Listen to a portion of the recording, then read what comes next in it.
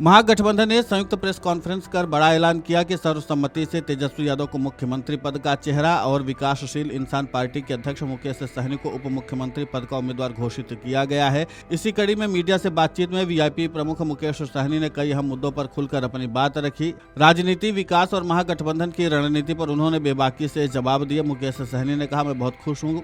मैंने कभी नहीं सोचा था कि अति पिछड़ा समुदाय से कोई डिप्टी सीएम का उम्मीदवार बनेगा। मैंने इसके लिए पिछले 11-12 वर्षों से काफ़ी मेहनत की है और कड़ी मेहनत की है।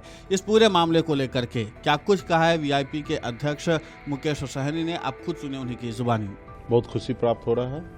कभी कल्पना नहीं किए थे कि एक बिहार जैसे प्रदेश, इतने बड़े प्रदेश जहां 13 करोड़ की आबादी हो और यहां पे एक मल्ला अति पिछड़ा का बेटा डिप्टी चीफ मिनिस्टर का कैंडिडेट हो सके, ये खुशी प्राप्त होता है। लेकिन ये यहाँ यूं ही नहीं हम पहुँचे। हम पिछले 11-12 साल से लगातार संघर्ष किए हैं। सिर्फ मैं अकेले नहीं, हमारे लाखों कार्यकर्ता, लाखों हमारे सपोर्टर, हमारे अपने समुदाय के लोगों ने संघर्ष किया है और सन ऑफ मल्ला को इस मुकाम तक पहुंचाया कि आज एक राज्य में गठबंधन के तहत एक डिप्टी चीफ मिनिस्टर का कैंडिडेट है। तो हमें काफ़ी खुशी है। ये डिप्टी चीफ मिनिस्टर ये कोई हमारा जागीर नहीं है, एक व्यवस्था है। सरकार का हिस्सा मैं बनूंगा और सरकार में निश्चित तौर पे निषाद मछुआरा समुदाय के लोग जहाँ मानते हैं कि सरकार हम बनाएंगे, तो इसमें हमारे लोगों का क्या भागीदारी होंगे, वो भागीदारी सुनिश्चित हुआ है। और निश्चित तौर पे जब सुनिश्चित हुआ है तो हमारे लोग जो है उतने मेहनत करेंगे, काम करेंगे और सुनिश्चित को जो है वो 100% कन्वर्ट करेंगे और बहुत अच्छा रहा। सब सरकार बनेगी और उसमें निषाद मल्ला का बेटा डिप्टी सीएम बनेंगे। लेकिन आपका जो डिप्टी सीएम तक घोषणा तक का जो सफर रहा, मतलब बहुत कांटों से भरा रहा। तो आसान क्या रास्ता होता है, और मल्ला का बेटा कांटों भरे रास्ते पे चलने का ही नाम है सन ऑफ मल्ला। तो हमेशा ज़िंदगी में हमने हर चुनौती का सामना हमने किया है, कभी हमने हार नहीं माना है। हम जब गांव से निकलकर मुंबई जैसे शहर गए, 900 रुपया महीने पे नौकरी का हमने अपने करियर को स्टार्ट किया और एक बेहतर ज़िंदगी जी रहा था। और लाखों करोड़ों लोगों में से कोई एक आदमी जो है पीछे मुड़ के देखता है, सब लोग आगे बढ़ चलने का कोशिश करते, लेकिन उसमें से मैं हूं कि जब इतने सफल होने के बावजूद भी मैं पीछे मुड़कर अपने लोगों के अधिकार के लिए मैं बॉम्बे का ऐशोआराम जिंदगी को छोड़कर अपने राज्य में अपने लोगों की लड़ाई लड़ रहा हूं। तो ये इतना आसान नहीं है और कोई भी चीज़ इतना आसान नहीं होगा। और हमें तो खुशी प्राप्त होता है।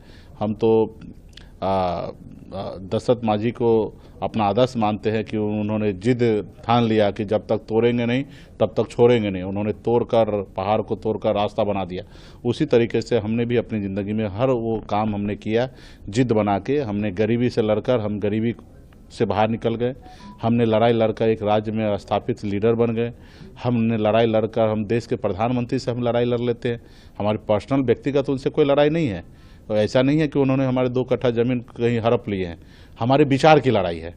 हमारा मानना है कि जिस कुर्सी पर वो बैठे हैं उनका दायित्व है कि निषाद समुदाय को आरक्षण, रिजर्वेशन देने का।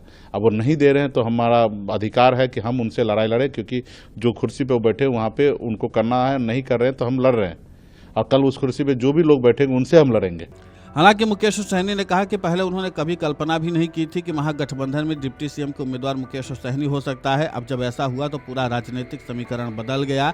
इसलिए फूट डालो, राज करो की नीति अपनाई जा रही। भाजपा हमेशा से हिंदू मुसलमान की राजनीति करती रही है।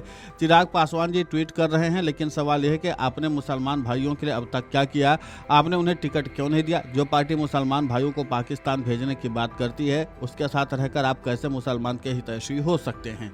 तो कुल मिलाकर के ये है कि मुकेश सहनी ने खुलकर भाजपा और खासकर केंद्रीय नेतृत्व को निशाने पर लिया और इसी के साथ उन्होंने इस बात के भी सवाल उठाए हैं कि आखिर मुसलमानों के विकास के लिए क्या कुछ किया है उन्होंने, और उसका जवाब भी मांगा है। अब देखना महत्वपूर्ण होगा कि जिस तरीके से मुकेश सहनी ने हमला बोला है उसका जवाब भाजपा या एनडीए की ओर से क्या दिया जाता है। Video desk amarujala.com। अगर आप ये वीडियो YouTube पर देख रहे हैं तो हमारे चैनल को सब्सक्राइब कर बेल आइकन दबाएं और Facebook पर देख रहे हैं तो हमारे पेज को लाइक करें।